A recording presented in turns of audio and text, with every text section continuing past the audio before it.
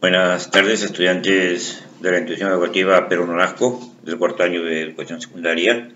Les habla Luis Urbina Jara, docente de educación cívica. Estamos dando inicio a la primera clase del segundo bimestre, ¿no? Entonces, el tema de hoy es la constitución política del Perú, ¿no? ¿Qué sabemos sobre la constitución política del Perú y su historia, ¿no? Nosotros, cuando vemos lo que es la constitución política del Perú, ¿no? Y vemos la relación de su historia, nos decimos que la constitución política del Perú es la ley fundamental, ¿no? Ley fundamental que regula las relaciones humanas en el país, ¿no?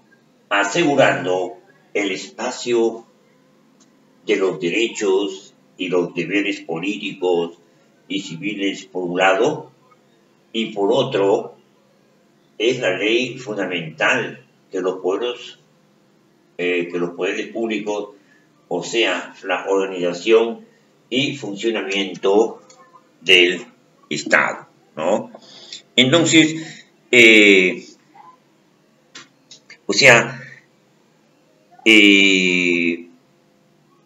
la Constitución asegura el ejercicio de los derechos y deberes políticos y civiles, ¿no? Y por otro lado, es la ley fundamental de los poderes públicos, o sea que es la organización y el funcionamiento del Estado peruano, ¿no? La Constitución es una norma fundamental en la cual derivan gradualmente todo un orden jurídico interno en toda la República. Y esto explica claramente el doble carácter existente en nuestra Constitución, ¿no? ¿Y cuál es la historia de la Constitución como reglamento de orden social, ¿no? Y esto es una historia que viene del mundo medieval, ¿no? Por ejemplo, dice, en el mundo medieval se sucedió algo en el año 1215 en Inglaterra, ¿no? Y esto fue porque se aprobó la Carta Magna, ¿no? O sea, el documento que establecía un conjunto de derechos y concesiones de los hombres libres, ¿no? Y esto fue un resultado de la presión ejercida por la nobleza feudal sobre el monarca Juan Sin Tierra. Y este documento ha sido considerado el punto de partida de todas las constituciones en el mundo, ¿no? Cuando hablamos también de este origen constitucional, se habla por ejemplo, de Juan, el rey de Inglaterra, por gracia de Dios, considerado señor de Irlanda, duque de Normandía y Aquitania, y conde de Anjón, a los arzobispos, obispos, abades, condes, varones, justicieros, forestales, vizcondes, a todos sus fieles, decía: hemos concedido a todos los hermanos libres de nuestro reino, por nos y nuestros herederos a perpetuidad, todas las libertades mencionadas a continuación. Miren, ¿y qué decía? ¿No? ¿Y qué decía Juan Sin Tierra? Primero, vamos a enumerar cuatro actos principales. Primero decía: en nombre de Dios, acordamos primeramente por la presente carta que confirmamos por nos y nuestros herederos a perpetuidad que la Iglesia de Inglaterra será libre y gozará sin ninguna disminución de sus derechos y libertades. 2.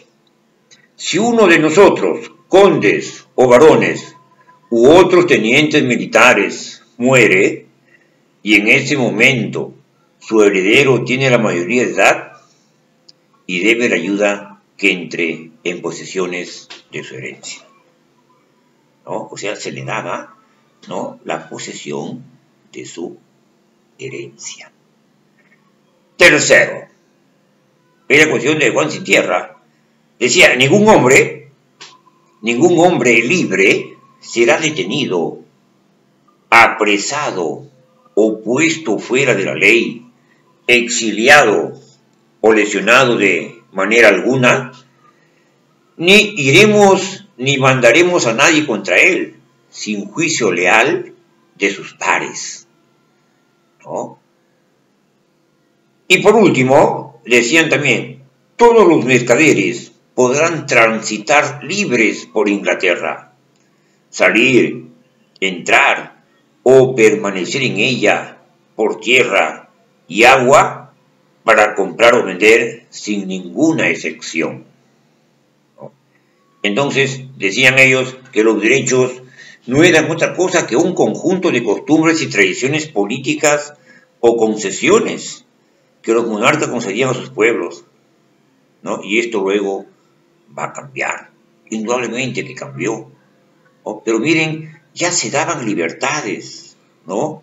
Ya se hablaba de libre tránsito, de no apresar a nadie, ¿no? O ponerlo fuera de la ley, exiliarlo, votarlo, ¿no? No se podía hacer nada contra una persona sin un juicio leal. Imagínense, y eso es importantísimo, ¿no? Por eso que las mayorías de las constituciones se basaron en esos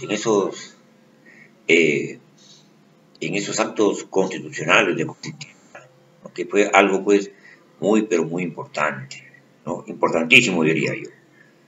Entonces, eso ha sido lo que era el lado de la historia de las constituciones, ¿no? ¿Y cuál es la nuestra? Nuestra constitución política, ¿cuáles son sus antecedentes? ¿No? La práctica, ¿no? La práctica constitucional, ¿no?, escrita como tales, comienza con la Constitución norteamericana de Filadelfia de 1787, ¿no?, la cual establecía un poder ejecutivo con presidente de la República.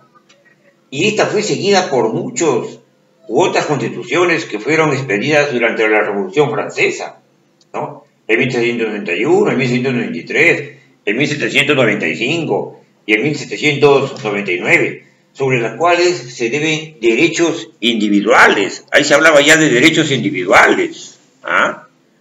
Se hablaba de derechos individuales de la persona y el concepto de libertad. Y luego la Constitución de Cádiz, en 1812, desarrolló conceptos de soberanía, que recién la nación y a la vez de Dios pasó a ser la voz del pueblo, ¿no? Y la voz de Dios pasó a ser la voz del pueblo. O sea, se hablaba ya, miren, de hechos muy importantísimos, ¿no? Y cuando se habla, pues, ¿no?, de que una constitución es, pues, como la voz de Dios, que viene a ser la voz del pueblo, se habla ya de una soberanía en la que se reside únicamente, ¿no?, únicamente en el pueblo. Y como antecedentes también hay algunas declaraciones importantísimas, entre ellas, por ejemplo, la Declaración de la Independencia de los Estados Unidos de América, proclamada el 4 de julio de 1776, la Declaración de los Derechos del Hombre y del Ciudadano, decretada por la Asamblea General de Francia el 20 al 26 de agosto de 1789 y aceptada por la ley, ¿no? También la Declaración Americana de los Derechos y Deberes del Hombre, proclamada por la OEA durante la 9ª Conferencia Internacional en abril de 1948, ¿no?, después de la Segunda Guerra Mundial. Y la Declaración Universal de los Derechos Humanos, proclamada también por la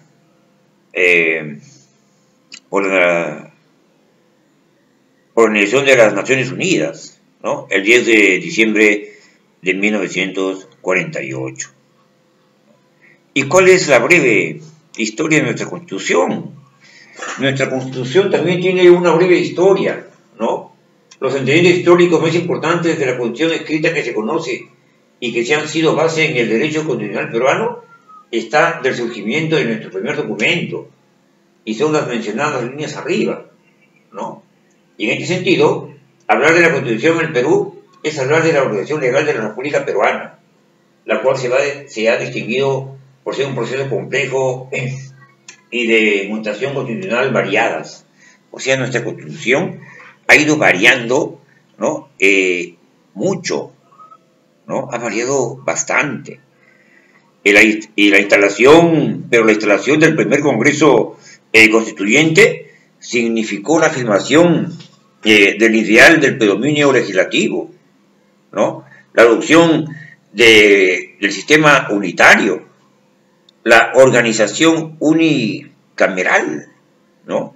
Y esta organización unicameral era la afirmación de una idea dominante en cuanto a la forma de desgobierno, desechando pues ideas monarquistas. Y esta carta fue promulgada pues el 12 de noviembre de 1823. Sin embargo, días antes limitó su existencia. O sea, la primera constitución peruana no entró en vigencia, ¿no? Dado que el Congreso acordó que quedaría en suspenso. Todos los artículos inconstitucionales incompatibles con el ejercicio de las amplias facultades que se le dio al libertador Simón Bolívar, ¿no? Y en la actualidad hemos tenido 12 constituciones y 6 estatutos políticos provisionales que a continuación, ¿no?, vamos a nombrar. Bien, en ese sentido vamos a hacer una pausa y luego vamos a regresar con las constituciones del Perú desde 1823 hasta la fecha. Entonces, hacemos un pequeño paréntesis y regresamos.